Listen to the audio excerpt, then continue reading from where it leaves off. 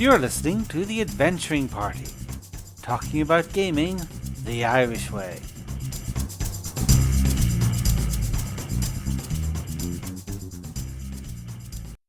Welcome to the party. I'm Liam.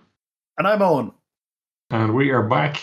This is take two. We took us long at this before, but the recording was irretrievably lost or not started or something, technical difficulties. But we were here to finally bring you our conclusion of our... The Enemy Within! The Enemy Within! Yeah, of The Enemy Within, the final book, Empire in Ruins. So, long overdue. You have our apologies, but I wanted to have this run and finished before giving it a review. And then myself and Hidawan are quite busy, so trying to nail the two of us down to get the recording going was a little tricky as well. But we're here, finally. Yeah, absolutely. It's been, what a long, strange trip it's been. It's weird for me because this is only I've played the fifth book, or played or run the fifth book of The Enemy Within 3 times total. But only I did it once with the original Empire in Flames. I think in first ed I got as far as the end of Death on the Reich. But yeah, so it's been what a long, strange trip it's been. This is, in contrast to the first 3, which are very similar to near identical to First Ed's adventures, updated systematically and stuff on. Book 4, completely new. Book 5, completely new, but inspired by Empire in Flames. There are elements of Empire in Flames in here that have that are kind of like their inspiration for what's happening. The overall idea of this is based on Empire in Flames' overall idea. And of course, we would be remiss if we didn't give you a big, giant spoiler warning. This is full spoilers. We're going to be talking about everything that goes on here. Yeah, you're now in the 5th book of a 5-book run. Yeah, I don't know that we can even begin to discuss it without throwing in all sorts of spoilers. So this is going to talk about everything, and we're going to be dipping into the GM side, the player side, the whole shebang, whole kit and caboodle. I gotta say, when I first read the outline of this one and started reading it, I got this terrible sinking sensation in my chest. When I was like, "Oh God, this is going to be worse to run than Power Behind the Throne." It's probably the one that I read the most. I think before I ran it, I had 2 full read-throughs of the book. And usually how I approach prep for the game is that I will read the entire book, and then before a game, I will read the sections that I think we're going to cover of that week. But I read through this twice, and then, yeah, even still, you're constantly jumping back and forth in the book, and it's difficult to... I did find it difficult to run. There's a lot in it, and just even in terms of the structure of the game itself, you know, the initial parts are a little bit linear. The bit in the middle is quite linear. Towards the end, it's a bit more freeform, and I guess towards the start, it's a bit more free. It's just big, it's chunky, and there's a lot of players. I gotta say, when I was reading it, this one serves a lot of masters in a way that some of the other ones don't. This seemed to be the original design team for Rough Up 3rd Edition had an idea for the Enemy Within, where what they were going to do was they were going to use the ending of the Enemy Within to align the setting at the start of 4th Edition Wolfrup with the setting in the Warhammer Empire circa 2512 in the war game. And that's one of their goals by it. So there's a ton of stuff in here which is effectively resolving the names of, okay, this province no longer exists, this one that's in Warhammer Armies does, and so on. And one of the things that happened was all of the original creative team had left, with the exception of the head of Cubicle 7. But Graham Davis was still writing it. Yeah. So he maintained that. And that was very ambitious. And also, to a GM who maybe doesn't know a huge amount about the Warhammer Empire, it would seem to be, why are you changing so many provinces' names at the end of this? That's something that I didn't twig when I never played that much. I played Warfare First Ed. I never played that much of the war game, so I wouldn't have been that familiar with it. Probably the most amount of interaction I've had with the old world setting is playing the Total War games. And I did find it odd that, Middenheim and Midland are different, but I never put two and two together on it.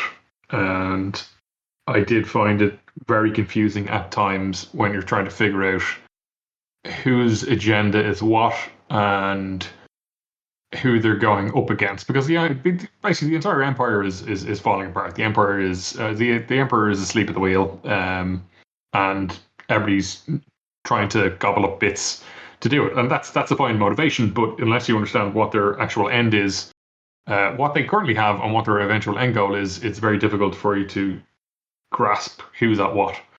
And there is a table for it. Like if you look on page 11 of the book, there is a table of what the status is of different electors at the start and what the status is at the end. But why and what did elude me and did confuse me. And I think that transferred through to my players as well, because I don't think I was terribly consistent about it. I certainly didn't. The whole Middenland thing confused me no end. That's it, right? As did the Nuln thing as well. Yeah.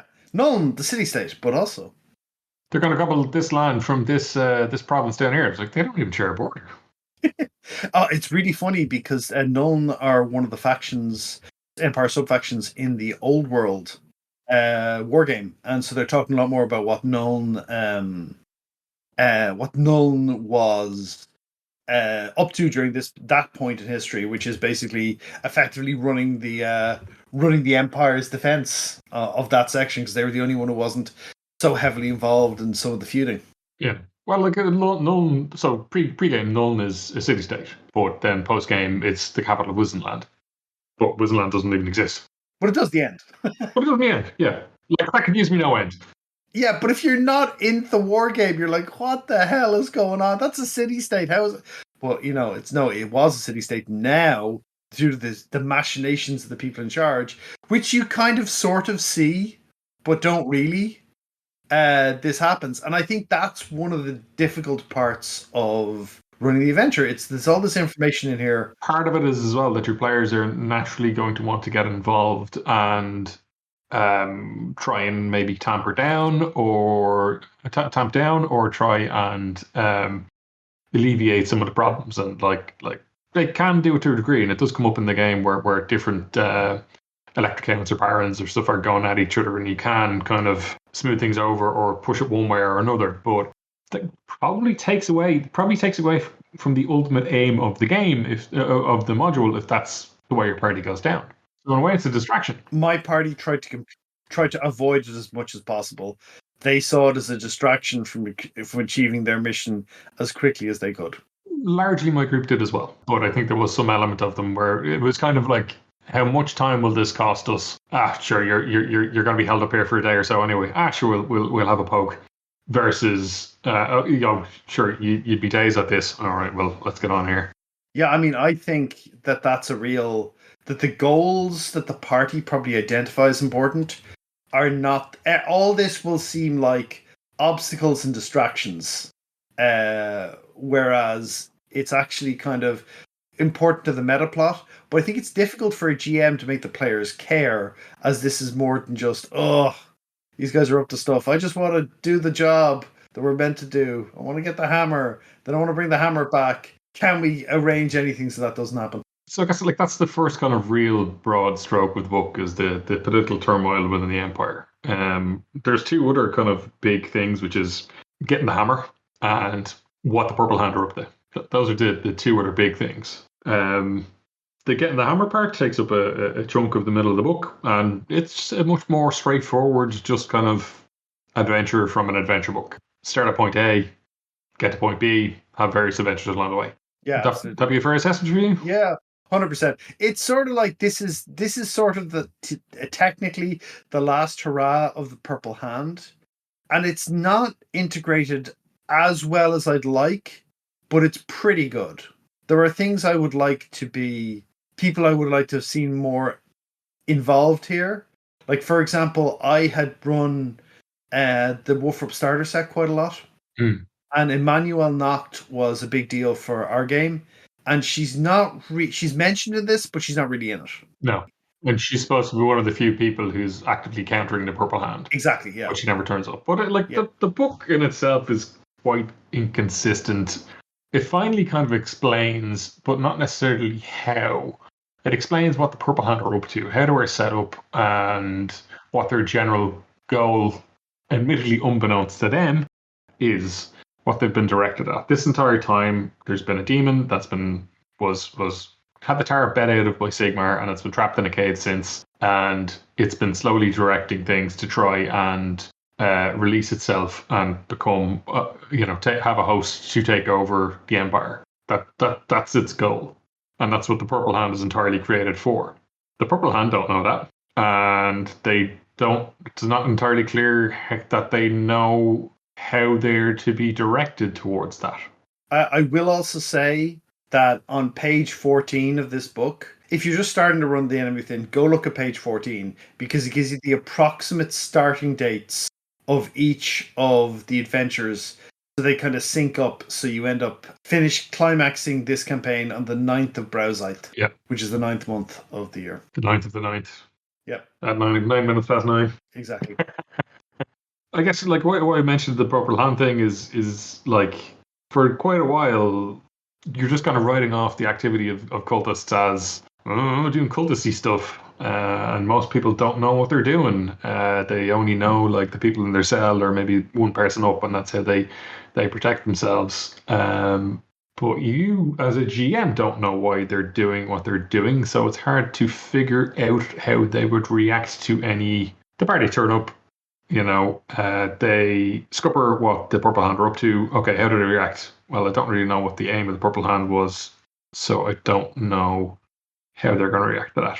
Yeah, I would have liked a little more detail about the Purple Hand in terms of what they do, like why they do what they do. Like, it's kind of like, they're doing this for power and to destroy the Empire. I'm like, that's not what a cult thinks, They think they have a different set of goals, and the low level people they get in for different reasons, and then they all get subsumed into a larger goal. And it's a little bit like, how much do they know they're worshipping Siege?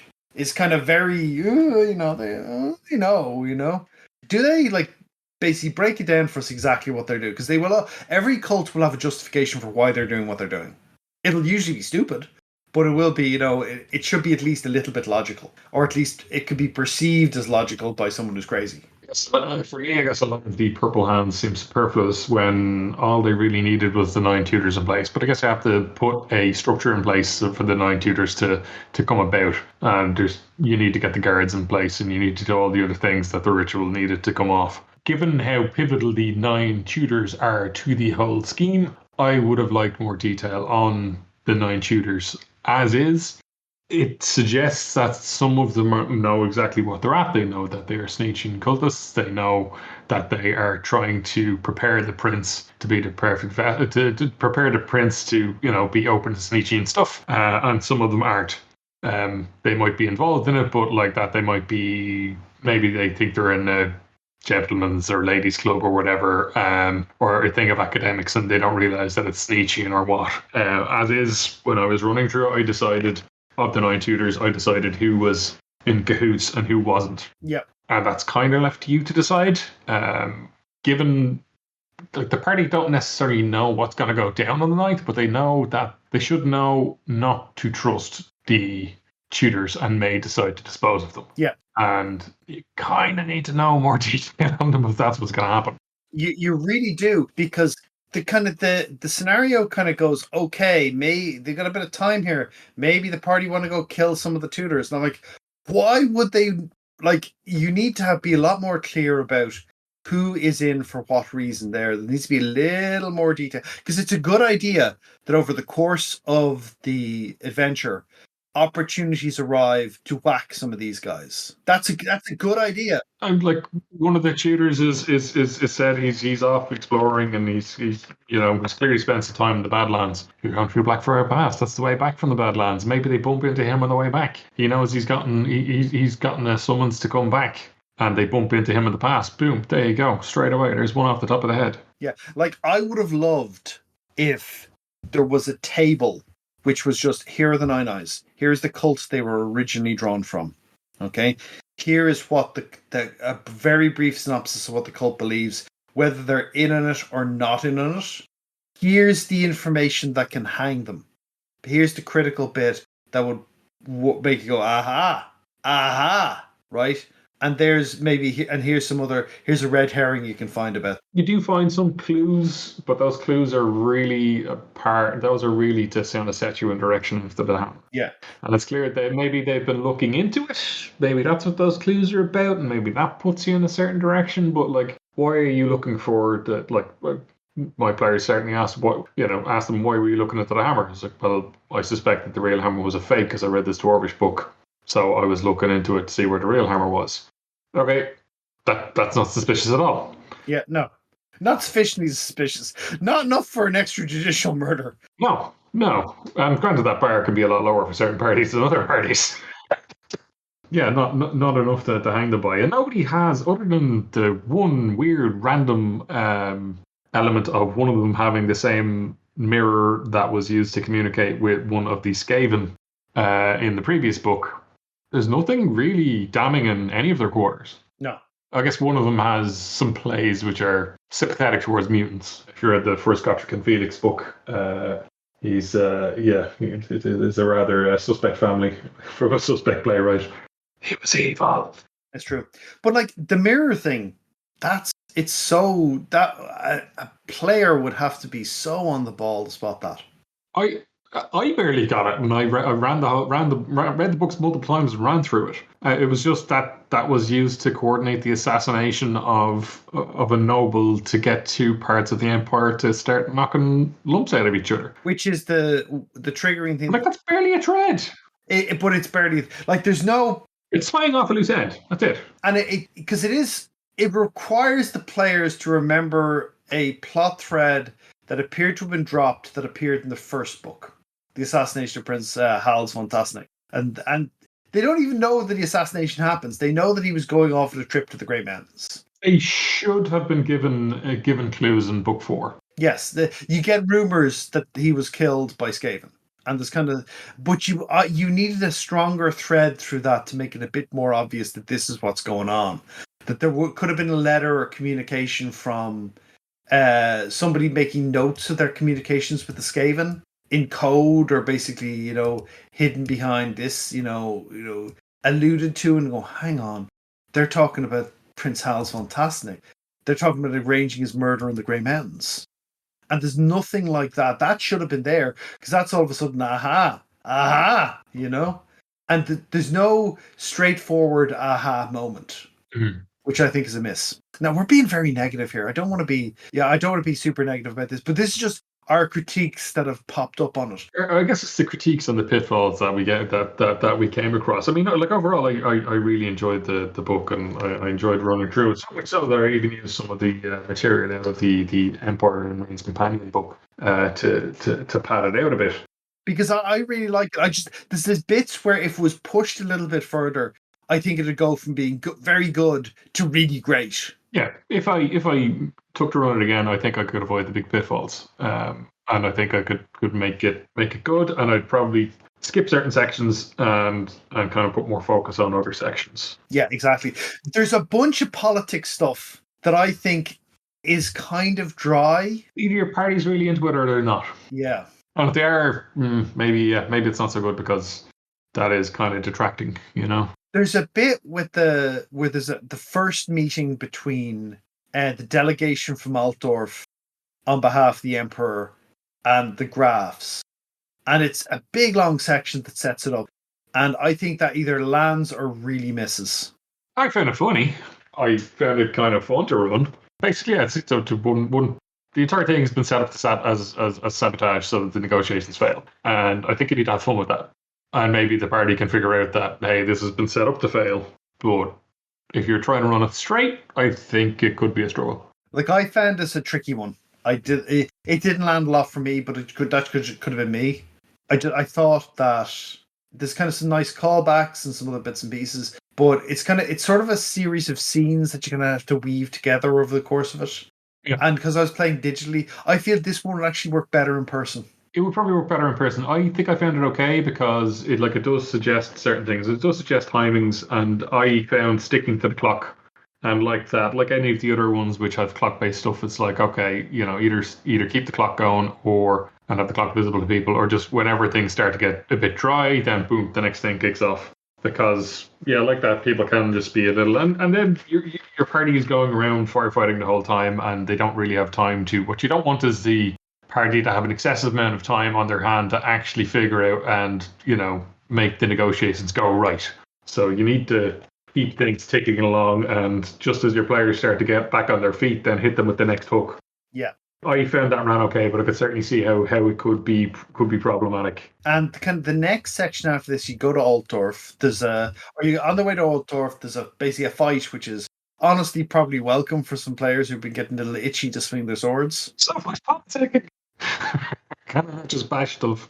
Yeah, and that can be interesting in that it's you could certainly play that up more of who can you trust. Yeah. Because you've got bad guy Ulricans and good guy Ulricans, and how loyal are the good guy Ulricans to their thing? So can they be trusted or not? That can be interesting. You get to Altdorf for the wedding. You meet up with the prince and probably instantly distrust him because he is absolutely ace rimmer.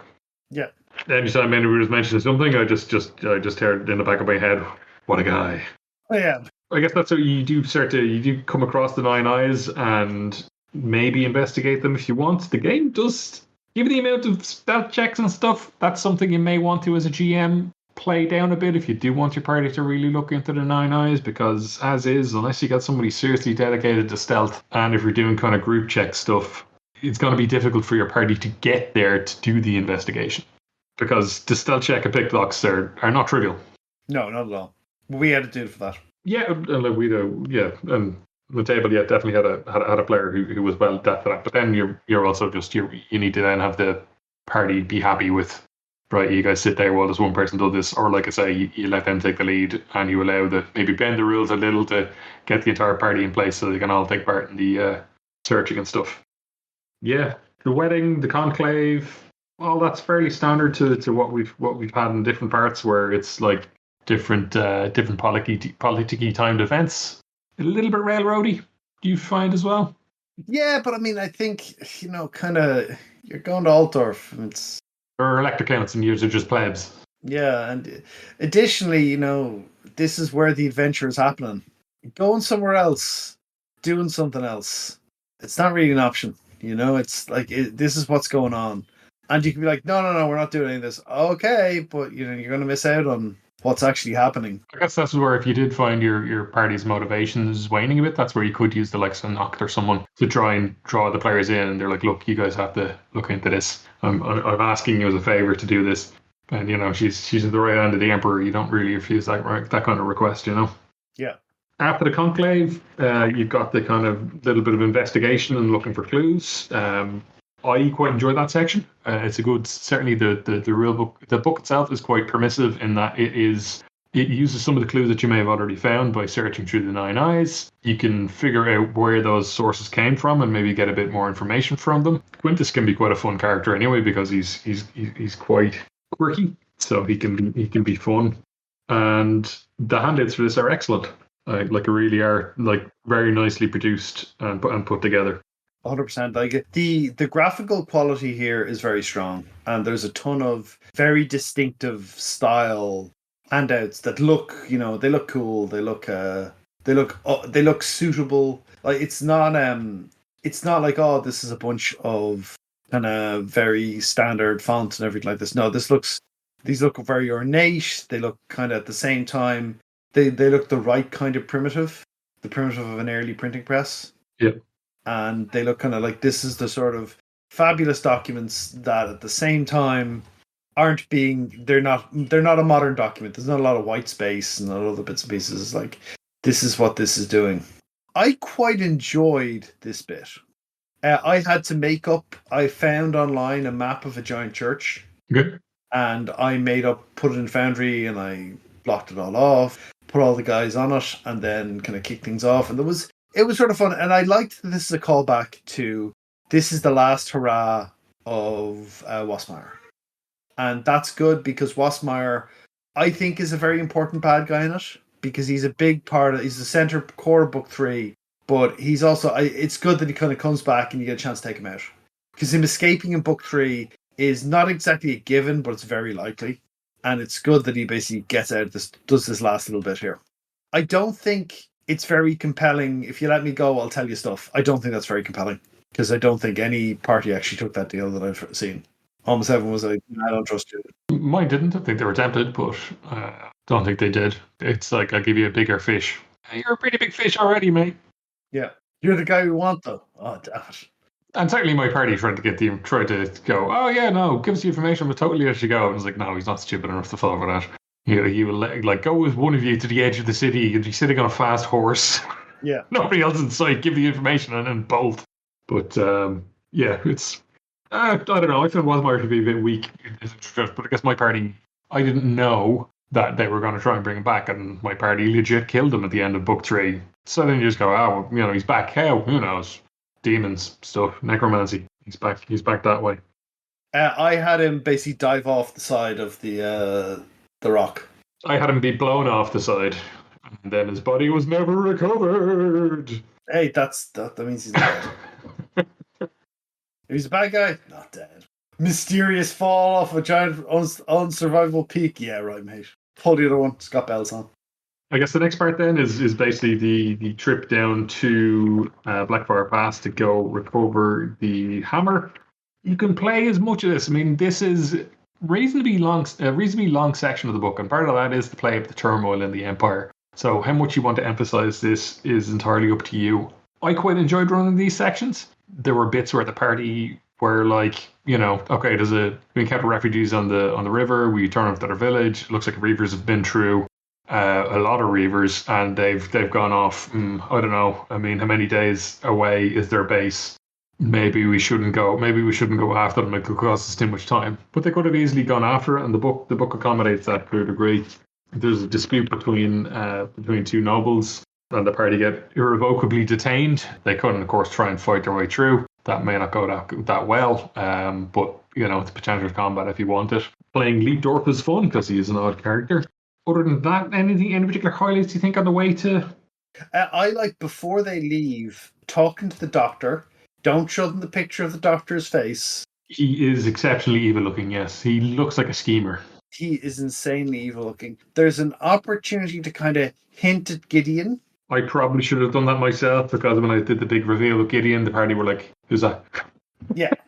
But to be fair, I haven't seen him in like 4 books. Yeah.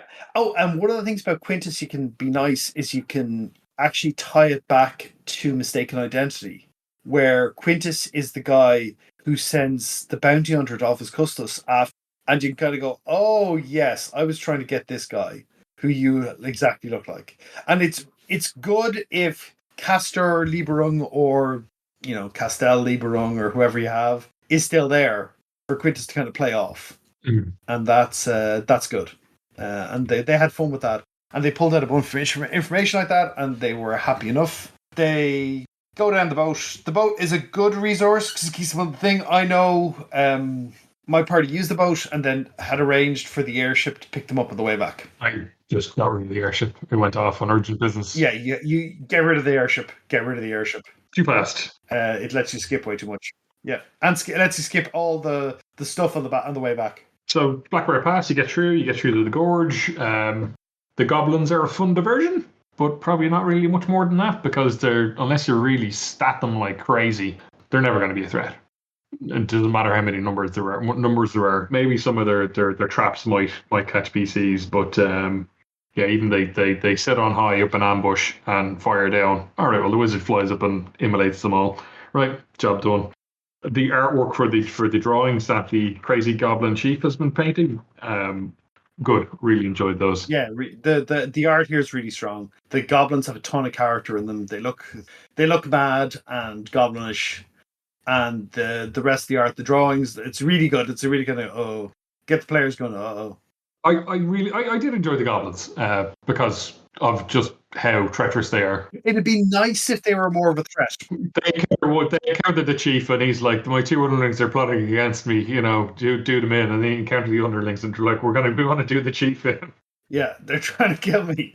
Yeah, you're not wrong, mate. You're not wrong.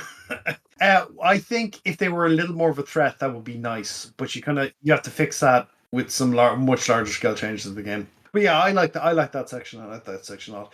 Case of Chaos, really like that. One hint: if you're struggling with the time, there is an implication that time is funky in the Caves of Chaos. Yeah, this is your big chance to put if you're sticking to the calendar, this is your chance to go, oh, well, you thought only a day has passed. Well, it's been a week. Or vice versa. You thought you spent a couple of days in there, and actually, no, it was only an hour. Yeah. It is your opportunity to adjust matters. I thought most of the caves were good.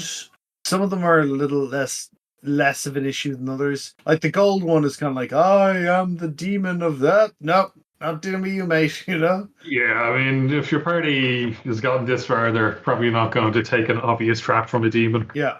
But, that's fun. There's a big minotaur to fight. That's always welcome, and a big monster to fight, Just give them a backup weapon. Drop. I hate the drop spell. Very strong, very strong. The Azer one with just a blowing wind. Yeah, it's a bit of a I mean, look, there's 9 rooms. Having one or two dud rooms is fine, and depending on your party group, they might struggle with it a bit. You could certainly of all of them, that's the one maybe you might want to jazz up a little bit. There's a cleric who is up to no good, or has done a dark deal. I really enjoyed playing him as well. That kind of I like that conundrum given to the players, where it's like, here's a cleric of a good god, or a priest of a good god. Cool, right. Should we trust him? Shouldn't we trust him? And he actually genuinely does want to help the party. I really enjoy that. I liked that element. And then ultimately you get the hammer and get out of there. And if you don't take the hammer, there's a random party assembled from different NPCs you met along the way. Cast-offs. Some of whom would recognise from different having interacted with them. Some of them are from, like the ogre is from one of the companion books. He's from an optional part on one of the companion books, so you don't directly come across him, but you may have if your party used much of the extra content. Exactly. So they're basically, oh my god, it's her and her and him and him, and her. And you might remember. The return to Altdorf is much more straightforward. I did not get the whole thing with the chain. I thought they were completely irrelevant. You see, I think the chain are there to explain how you got the fake hammer. Yeah. Because some players might really be jazzed up about where the fake hammer came from. But then, aside from the initial meeting, okay, so you meet up. You meet up with the dwarf elders in the mountain because they've known what they figure out something's going on. They meet you in the valley and go, "Hey, oh yeah, it was a fake hammer. Boom! If you need any assistance, here's a list of contacts in these towns along the way." Yeah, done. The need to smuggle the party through. I don't know. I just didn't buy it. I just didn't see why. I think it was to try and draw the thing of the dwarves are trying to help you. Yeah. Because they feel guilty about making the fake hammer. And I think it's part of, look, there's good in the Empire too, sort of thing. Mm. Part of it. It's not the strongest. It almost feels like kind of weirdly almost a bit of World War II stuff, with kind of you being helped out by the kind of a Jewish underground or French resistance. You sit down at a cafe for a coffee and then there's a Monsieur, le téléphone. Yeah, basically. I think that's kind of, sort of, a bit of a thematic influence on it. I guess, yeah. But that assumes you're in hostile territory. And Exactly. aside from, like... There's one city where you're in hostile territory. One city which is hostile territory. Unless you are ahead of schedule, which you probably should have been able to correct with the cave stuff, there shouldn't be too many obstacles being thrown in your way. Yeah. You do have the option of throwing stuff in the party's way, because that's what it says. Gideon will actively try and hinder the party if they're too fast. If they're too slow, he will try and help them. I guess the big event on the way back is that you stop off at the Wolfshugel to jazz up, to re-energize the hammer. That's a point defense. You can have a lot of fun with point defense. I think my group certainly enjoyed it. Yeah, it was good. It was really good. I really enjoyed that. The other thing I really enjoyed was the bit from the optional adventure defending the city. Yeah, so there's a town, Teesdorf, which has the party turn up, and the local baronet got whacked, and a bunch of the councillors of the town got whacked, and a giant chaos horde has turned up to assault the city. It's quite well put together. There's a lot of good resources on it. It can also be a point where the players can feel like they have contributed, because if in book 2 they didn't whack Ulfidner the Destroyer, he's there. If they didn't wipe out Etelka Hertzen, she's there. There's various NPCs who were in previous books, which if they didn't deal with them in those books, they turn up and can certainly make the whole encounter and the horde a lot stronger. And there's lots of different events. It's that kind of similar style whereby it doesn't tell you exactly what to do when, but it gives you a lot of resources in terms of events that will turn up and how they will interact. There's a shanty town on the outside of the wall. What do you do? Do you destroy it? Okay, well, that's going to cause unhappiness in the town, discontent in the town.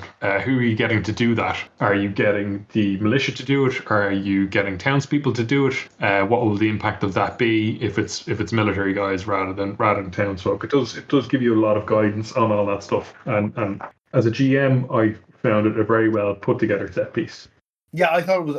I had tons of fun with you running it, and I thought it was great that the big victory point system at the end, where everything kind of mattered. Yeah, and you didn't necessarily know. Like, what was nice is you didn't necessarily know what the right thing was. Yeah. Do you keep?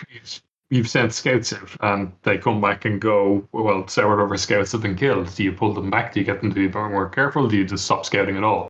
What do you do? It might be that you will get no extra information and you just lose scouts by sending them out.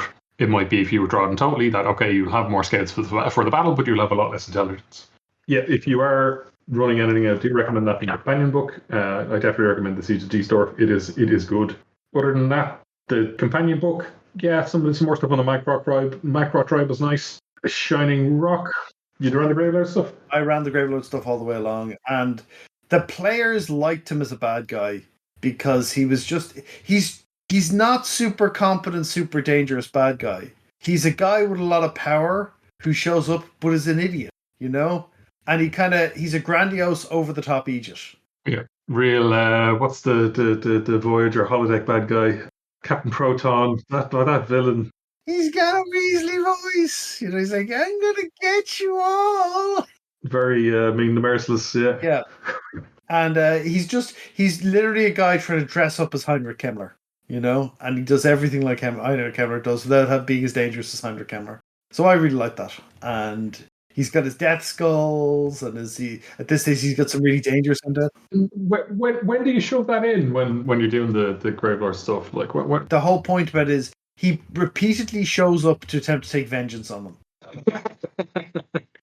Rather than just quietly taking over somewhere, he's obsessed with the party. He's obsessed with the party. And what he does is he does things like he tends to attack them when they're on the move. So the first time they fought him on the ground, second time he attacked them while flying in on carrions when they're in the ship.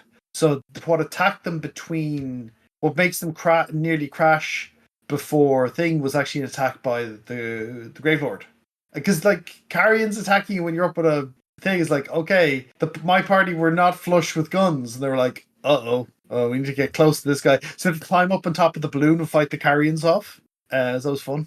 And so then basically he shows up in this one. Where does he show? Basically, there's a whole series of where he might show up, where he might, but he's this. Things are getting a bit boring. It is time for the Gravelord to show up and get beaten back again. Yeah, particularly if you got a group who may not be into the politicking and stuff, or even just the journeying stuff, you can be like, all right, well, here's a fight piece. And then it's a little bit about there's some Legend of the Leechmaster stuff and the Legend of Krell and bits and pieces, which is nice extra lore to have a read through at the worst case, So I guess that then once you've done the Wolfshugel and all, and any kind of side diversions that you want, you get back to Altdorf to gear up for the final showdown.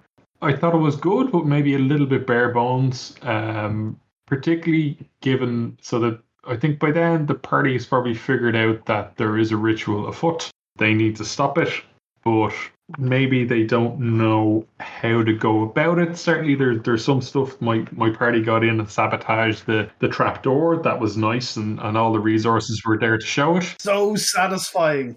Same with the guards, swapping out the guards and stuff. I think you still need that to go ahead, but maybe it's a bit more chaotic. I had it that they managed to get rid of most of the guards, so yeah, the prince got whacked, but Yori made it because again the guys went for him. That the alarm had kind of been raised, so that was the kind of my party's reward for having done that. They're probably going to want to do more to muck things up. So I think really what you have to do is keep the time tight on this one. What do you think? My favorite bit is sabotaging the trap they use to get rid of Galmar's. The bad guy presses the button and nothing happens. Yeah, no, I had it drop like 6 inches and stop, like chunk, and they're like, and then the party has an opportunity to say something cool. Because it's a bit where the party gets to outsmart the bad guys. Yep. In a really obvious thing way. It's like, well, I'm afraid we noticed that one. And then the one of the party can pick up Galbar's and be like, right now, what are we having that? And that's very satisfying. To be like, let me just pick up this hammer. Okay, now someone's been Mr. Clever Clogs, but I'm afraid today you are not that Clever Clogs anymore. It's hammer time. Oh. Absolutely. And it's important for at the end, the party to start outsmarting the bad guys. And they feel really cool when they're at the end, when they're suddenly, all of a second, we've got the upper hand, and start battering these guys and see they've appeared to their plot. Now they're all out in the open, and that means the players can start killing people. And that's good. I do think that it's important in your kind of after game wrap up with your players that you do kind of discuss the results table. Yes. So it wasn't apparent to the players, but depending on what they've done all through the campaign, not just in the final book, but definitely the kind of the bigger events are in the book. It depends on how powerful Sugar Arthur will be when he gets summoned. Yeah. To the extent where if he's at his full power, good luck beating him. As is he was either at his weakest or second from weakest when he fought my party. A bit of a flaw in the system that the big bad right hand of Sneech, the god of magic, often his best action is to kick someone in the head. Definitely needed, I get a free cast. Yeah. Or something like that. I had, because I was using group advantage, it was just like, there was all these bad guys around that were just generating advantage from every turn. So he was like, yeah, I'll take an extra action. Cast spell. That's probably a solid way to go. Even if you made it an extra action that's only used for casting, it would be solid. I mean, casting stats were decent enough, even without successfully casting some of the bigger power spells, which maybe if you gave him a few traits, he could probably successfully get them off. It's enough to frustrate your wizard at any point anyway, because his language magic stat is so high, he can be counterspelling the whole time, which, I don't know, maybe is that fun? Is that not fun? He's got one counterspell, but so if you got one wizard, the whole thing is to have two wizards there. And you luckily have an option for another wizard. I did use that. It's a big ceremony. What you call them? Brain gone. Not Falkmar. Brazier head. The head of the colleges. Yes. What's his name? Tyrus Gorman. That's the one. Not Pyrus. Tyrus Gorman. Tyrus Gorman could be like, and he counters him. He's like, but your player wizard could be like, pew. Yep. And it'll work out. Overall, I did enjoy the final combat. As I think it's a little bit of a weakness with the system itself. That's just how size works, and that's been a problem since the first book. That it's like if you're two sizes larger than something and you hit it, it's in trouble. Like one of my players got hit a couple of times, and basically every time it was burn a fate point or die, because it's just that much damage. It is, and they are a tough fighter. They have very very high toughness, lots of armor and stuff. But it was still a case of take 60 damage. All right, well, that's dead. So burn a fate point. All right, you miraculously dodged out of the way. You see, the size is this rule that it does way too much damage, but it doesn't come up much because most of the monsters who are big have terrible weapon skill. Yeah. So it doesn't matter. They never hit you. Well, they do hit you, you're squishied. Like if you're a halfling and you're fighting large creatures, you have exactly the same problem. Yeah. That's why goblins are medium-sized. Yeah, exactly. All right, but so I mean, that's it. So that's the final fight, won or lost. The book tells you kind of what will happen, and then we get out to rewards, which I guess is probably the nice point, where it ties off and a player gets the reward that was promised. Right at the start of Mistaken Identity, you get exactly that reward that you were you're meant to get. You get the old, and there's some very nice art. There's a nice little epilogue art piece where the party down 2 members, like the official party, a bit injured. Where clearly the troll slayer has died, as has one of the other. I think the witch hunter has been killed. Getting Gak taken out of a greater demon of chaos. That's exactly how a Slayer wants to go. And you're back to reclaim Castle von Wittgenstein. Yep. Certainly I threw out, I made up a couple of random rewards for other players, and I thought that was a nice little tie-off. I did feel that it was maybe a bit weak that one player gets a great reward and everybody else is kind of like, well, here's the pension and some money. So I felt, and I think it would probably be good for GMs in general to tie in a tailored reward for everybody. But like GM will have to tailor that. I think it's a good idea to do it. That's the kind of thing you need to know your party for. So like the knight character who's been set up a knightly order, they got an official sanction and a bursary, and the wizard, he got accepted into the wizard's witch hunter order, or an invitation to join them and stuff. Diesdorf is still lacking a baronet, so that was thrown to another player. So I think it would behoove you to again, just a nice little tie-off to give everybody kind of a tailored reward. And but like all in all, I thought it was very good. I think it suffers from not having the 20 years of playtesting that the first 3 books have. I mean, honestly, you could nearly separate it into 2 books. There's that much content. And what I would like is, I would have liked more information on the Nine Eyes, more information on the Purple Hand. Yeah. And more like stuff how the players will interact with it. And if we were going to cut something out, we could have cut some of the politics and internal empire reorganization stuff. Because that's actually, I think, fodder for the companion. Yes, I would agree. Yeah. More than the mainline stuff. Do you want to embellish the politicking? Do you want to embellish the civil war that's kicking off? Well, that's in the companion. Yeah, I'd agree with that assessment. But I think all in all, I love it as a campaign. I know there's bits of it that are a bit creaky, there's bits of it thing, and you'd have better ideas about how to run stuff after running it. I think after having run it, and also the fact that it's now a finished product, you can pick up all 5 books, read through them, and then you would know in book 1 and book 2 and stuff, when stuff that kind of get hinted at or kind of kicked off, you know where they're ultimately going to end. I think that would help with the running as well. You can kind of steer things and emphasize more things. Overall, I really, really enjoyed it. It's certainly the longest campaign I've run. Yeah.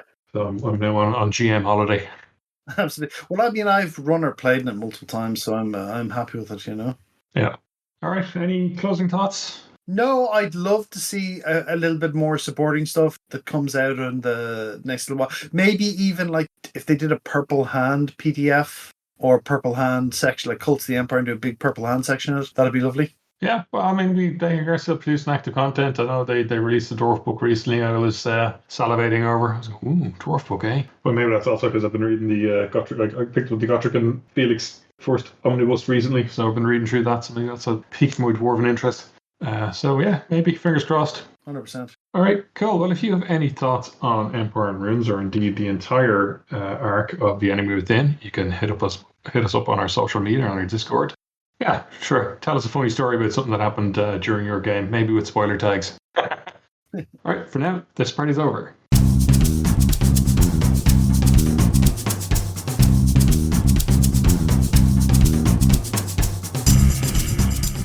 Thanks for listening to the Adventure Party. You can find show notes and links to things we've mentioned at www.theadventuringparty.net and on our Facebook page. You can leave comments there or record a message at www.speakpipe.com/theadventuringparty. We can also be contacted by email at party@theadventuringparty.net. If you'd like to be touched with the party all the time, come join our Discord server. Links in the show notes. The Adventuring Party is released under Creative Commons Attribution Non-Commercial Share Alike version 3 license.